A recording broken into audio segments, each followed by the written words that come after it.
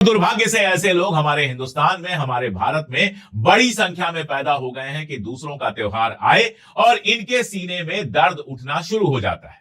मैं भी हिंदू हूं। हमारे धर्म में कहां सुअर को इतना महत्व दिया गया है या सुअर पालने की, सुअर खाने की और इस तरह की बात की गई है, कहीं नहीं की गई है।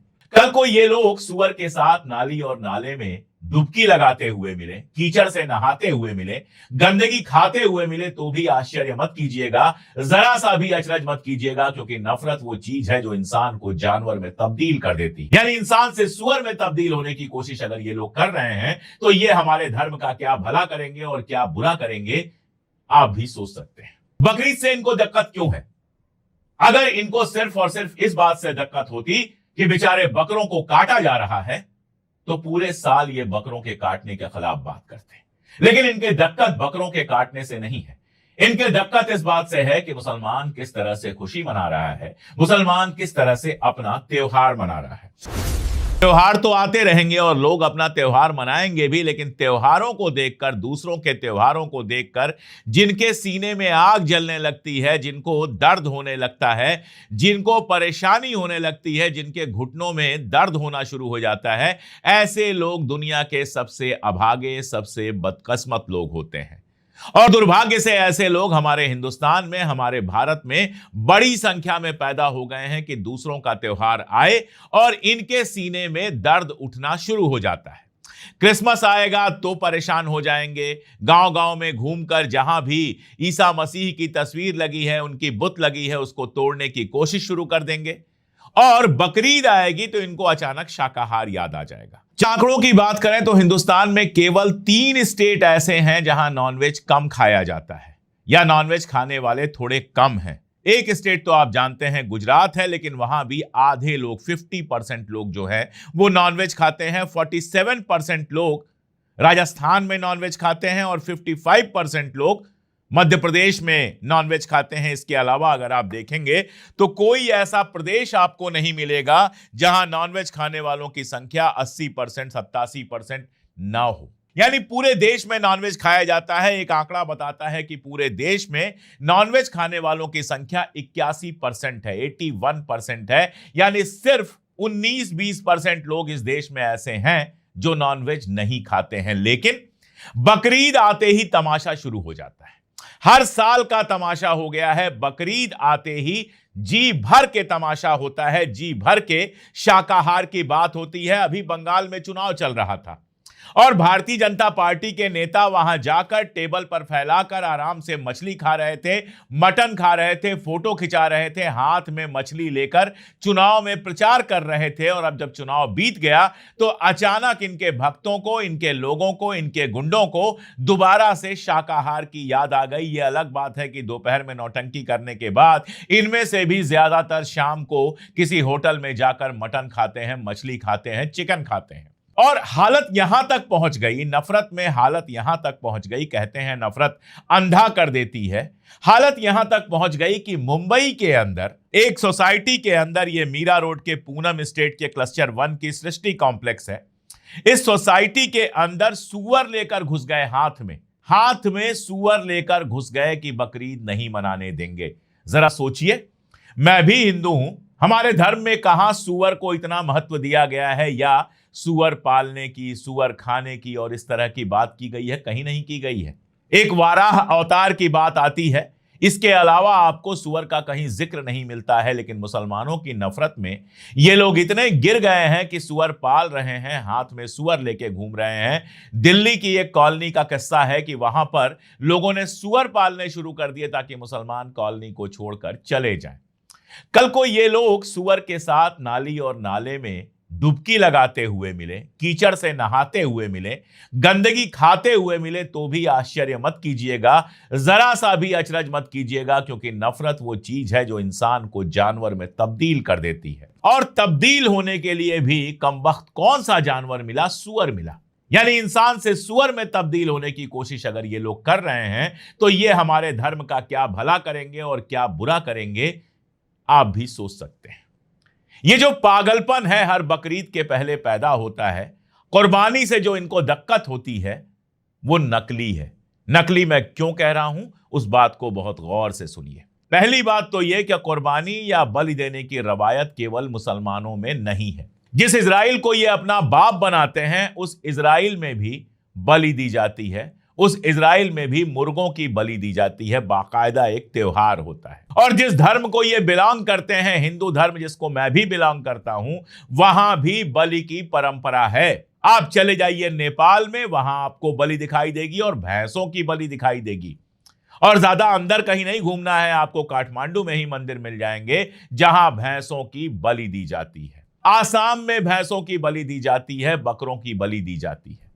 हमारे उत्तर प्रदेश में आप आएंगे, खास तौर पे पश्चिम का तो मैं नहीं जानता ज्यादा, लेकिन पूर्वी उत्तर प्रदेश में आप जाएंगे तो वहां अभी भी बहुत सारे ब्राह्मण और क्षत्रिय घरों में आपको परंपरा मिल जाएगी पशुओं की बलि देने की। कई हिंदी फिल्में बनी हैं, जिन हिंदी फिल्मों में हीरोज को क्षत्रिय बनाया गया है, शायद क्षत्रिय नाम की ही फिल्म थी, और बकरे की बलि देते हुए दिखाया गया है, बाकायदा पोस्टरों पर यह दिखाया गया था। तो बलि देना या कुर्बानी करना यह सिर्फ मुसलमानों के यहां नहीं है, यह लगभग हर धर्म में बलि देने की परंपरा है।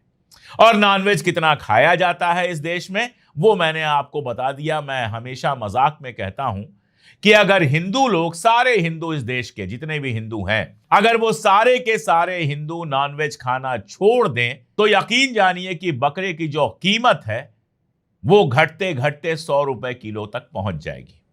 और मुर्गा तो हो सकता है बाजार में आपको फ्री में मिले, या हद से हद 15-20 रुपए किलो मिले, अगर हिंदू लोग नॉनवेज खाना बंद कर दें, अगर बंगाली मछली खाना बंद कर दें, अगर यूपी, बिहार, पंजाब, दिल्ली और तमाम सारी जगहों पर नॉनवेज मिलना बंद हो जाए, या हिंदू लोग नॉनवेज खाना बंद कर दें, तो नॉनवेज की कीमत जमीन पर पहुंच जाएगी। आप किसी भी बड़े होटल में पहुंचिए, मंगलवार को बहुत तमाशा होता है दिल्ली में, निकल जाते हैं लोग कि नई नॉनवेज की दुकान बंद करानी है, लेकिन मंगलवार को अपना स्विगी और जोमैटो खोल लीजिए, आपको इतनी जगहों से चिकन बिरयानी और मटन बिरयानी और मटन और फलां और कोरमा, इन सब का ऑप्शन मिलेगा कि आपको हंसी आएगी। आप किसी भी डेट में दिल्ली के जो 5 स्टार 3 स्टार होटल हैं या महंगे महंगे रेस्तरां हैं, उनमें आप पहुंच जाइए, आपको नॉनवेज आराम से मिलेगा। गरीब आदमी की दुकान बंद करने का शौक इनको बहुत होता है, लेकिन जो बड़े आदमी हैं, जो बड़ी दुकानें हैं, जो बड़े रेस्तरां हैं, जो बड़े होटल हैं, उनके अंदर घुसने की इनकी हिम्मत नहीं होती है। बकरीद से इनको दिक्कत क्यों है? अगर इनको सिर्फ और सिर्फ इस बात से दिक्कत होती कि बेचारे बकरों को काटा जा रहा है, तो पूरे साल ये बकरों के काटने के खिलाफ बात करते हैं। लेकिन इनके दिक्कत बकरों के काटने से नहीं है, इनके दिक्कत इस बात से है कि मुसलमान किस तरह से खुशी मना रहा है, मुसलमान किस तरह से अपना त्योहार मना रहा है। नीतीश राणे साहब हैं, अक्सर हिंसक बयान देते रहते हैं, अक्सर नफरती बयान देते रहते हैं। वो कह रहे हैं कंप्यूटर पर बकरी की फोटो लगाकर दिखाइए कि हम बकरी काट रहे हैं। तो कंप्यूटर पर क्या होली और दिवाली भी मनाया जाएगा? क्या कंप्यूटर पर पटाखे फोड़ लिए जाएंगे? क्या कंप्यूटर पर दिए जलाए जाएंगे? क्या कंप्यूटर पर रंग फेंक कर होली मनाई जाएगी? क्या क्या करेंगे कंप्यूटर पर? वैसे नीतीश राणे जी के बारे में एक खबर यह आती है कि उनके परिवार का एक होटल है जो नॉन वेजिटेरियन सर्व करता है, और उनके पिताजी जो हैं वो पशुओं के धंधे में थे। यह खबर आती है नीतीश राणे के बारे में। और आप देखिए ये तमाशा किस लेवल पर किया जाता है। मैं राजस्थान की एक खबर आपको सुनाता हूं। राजस्थान के भीलवाड़ा में कोतवाली थाना क्षेत्र में एक घटना होती है। शास्त्री नगर नाम का एक इलाका है, वहां मंदिर के सामने मटन के टुकड़े पाए जाते हैं। उसके बाद पूरे इलाके में बवाल हो जाता है। जाहिर है मुसलमानों को निशाना बनाने की कोशिश की जाती है, तो वहां पर विश्व हिंदू परिषद, बजरंग दल और तमाम सारे आजकल जो कुकुरमुत्ता संगठन पैदा हो गए हैं, हिंदू रक्षा दल, फलां ढिमका, ये सारे के सारे वहां पर पहुंच जाते हैं और तमाशा शुरू करते हैं। वो भूल जाते हैं कि मंदिर में सीसीटीवी लगा था। जब मंदिर का सीसीटीवी देखा गया तो पता चला कि 2 लोग, लोकेश खटीक और हेमंत कोली, ये इसके लिए जिम्मेदार थे और इसमें कोई साजिश भी नहीं थी।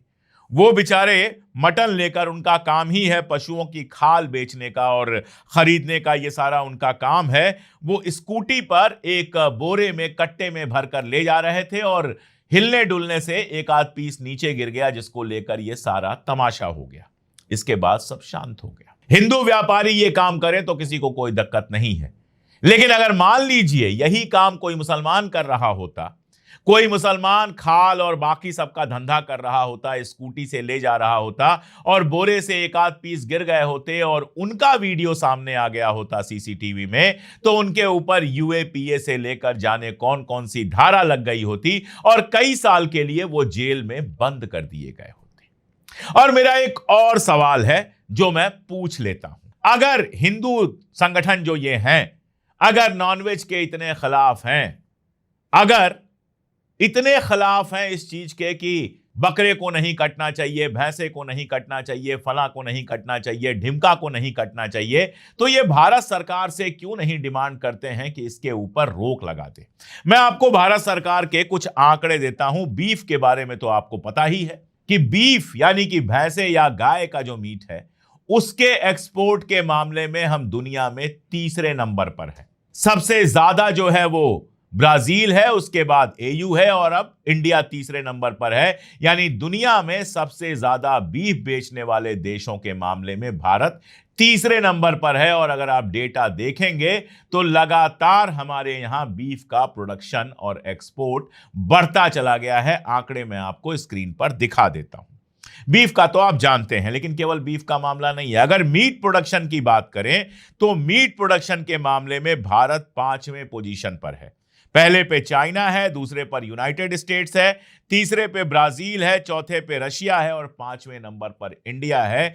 इंडिया में 5वें नंबर पर मीट का प्रोडक्शन होता है, यानी दुनिया में 5वें नंबर का देश है हिंदुस्तान जहां मीट का प्रोडक्शन होता है। तो मीट प्रोडक्शन में भी आप ऊपर हैं। और दिखा देता हूं आपको दिखाता हूं मैं पोल्ट्री मीट यानी चिकन के बारे में। अगर चिकन के बारे में देखेंगे तो भी इंडिया टॉप 10 कंट्रीज में है। भारत का 7वां नंबर रहा है पोल्ट्री मीट के प्रोडक्शन में, यानी जो चिकन विकन होता है उसके प्रोडक्शन में भी भारत का 7वां नंबर रहा है।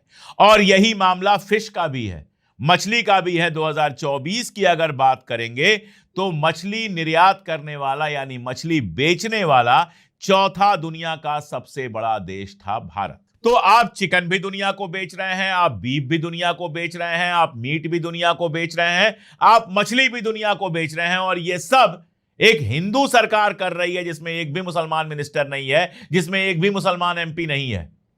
यानी सारे हिंदुओं से मिलकर जो सरकार बनी है, जिस सरकार में सिर्फ और सिर्फ हिंदू हैं या सिख हैं, कम से कम मुसलमान नहीं है, उस सरकार के कार्यकाल के दौरान बीफ भी बिक रहा है, मछली भी बिक रही है, मटन भी बिक रहा है, मीट भी बिक रहा है और चिकन भी बिक रहा है। दुनिया भर में यह सब एक्सपोर्ट करके डॉलर कमाया जा रहा है। लेकिन हिंदुस्तान के अंदर बकरीद के मौके पर अगर किसी को कुर्बानी करनी है, पहले तो गाय पे नाटक हुआ, अब गाय का भी बड़ा अच्छा तमाशा है। जब मुसलमानों ने मना कर दिया कि भैया हम गाय नहीं खरीदेंगे, तो अलग दिक्कत पैदा हो गई। अब सुन रहे हैं कि बांग्लादेश को गायें स्मगल हो रही हैं। और उसके बाद मुख्यमंत्री का बयान आता है, शुवेंदु अधिकारी का बयान आता है कि 14 साल से कम उम्र की गायें नहीं काटी जा सकती हैं। पहली बात तो यह कि अब गायों का भी बर्थ सर्टिफिकेट बनना चाहिए ताकि यह पता रहे कि गाय की एग्जैक्ट उम्र क्या है। दूसरी बात है, आप गोमाता कहते हैं, मां की तरह देखते हैं, तो क्या आप कल से नियम बनेगा कि 60 साल से ज्यादा उम्र की मां को पालने की जरूरत नहीं है? 60 साल से ज्यादा उम्र की मां को घर से निकाल दो, क्या यह नियम बनाएंगे? क्या 14 साल से ऊपर की जो गाय होती है वो माता नहीं रह गई? 14 साल से नीचे जब तक दूध दे रही है तब तक मां है, और जिस दिन दूध देना बंद कर देगी उस दिन मां नहीं रह गई। ये गोभक्ति है और या फिर धंधेबाजी है, इसका फैसला आप कीजिए। अगर गाय माता है तो चाहे वो 14 साल की हो, चाहे 24 साल की हो, चाहे 4 साल की हो, हर उम्र में माता है। और अगर माता नहीं है तो 4 साल, 14 साल, 24 साल का क्या मतलब है? बुढ़ापे में तो मां का ख्याल किया जाता है, तो गाय के बुढ़ापे में गाय को कटने के लिए बेच दिया जाए, ये कहां का इंसाफ है, ये कहां का नियम है?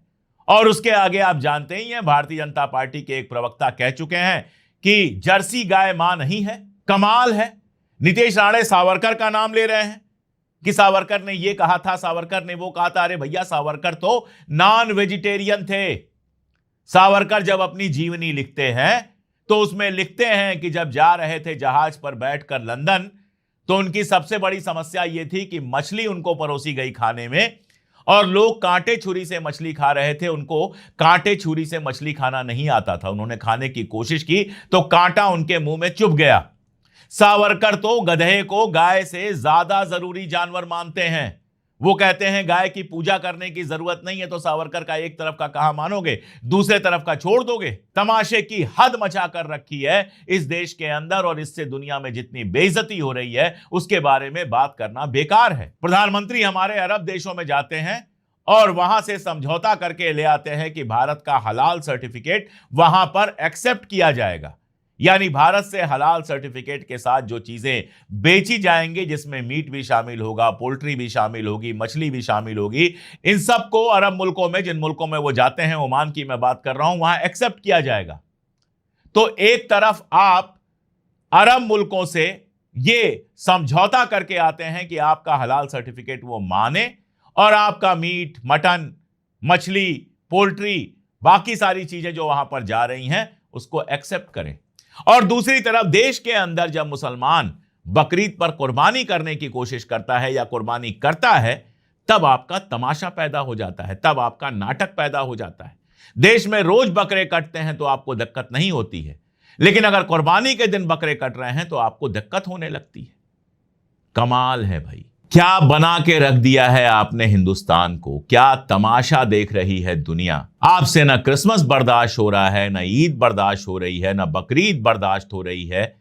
आपने इस देश को ऐसा तमाशा बनाया है कि सारी दुनिया में मजाक उड़ रहा है।